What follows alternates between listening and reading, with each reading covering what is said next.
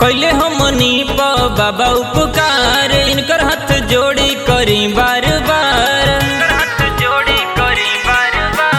कैले हमनी प बाबा उपकार, इनकर हाथ जोड़ी करी बार बार।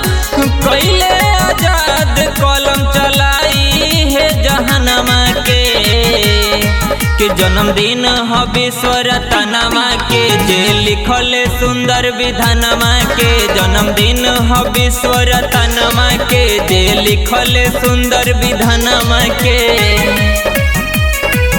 जन्मदिन ह विश्वरतनमा के।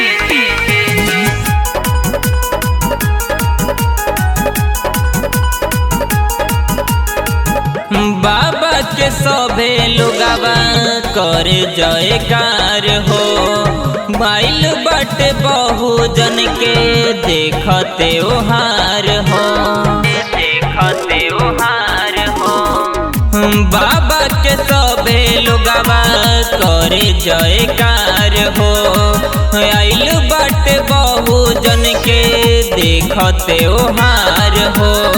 नइखे कोनो जोड़ हमारा बाबा साहब महानमा के जन्मदिन ह विश्वरतनमा के, जे लिखल सुंदर विधानमा के। जन्मदिन ह विश्वरतनमा के, जे लिखल सुंदर विधानमा के।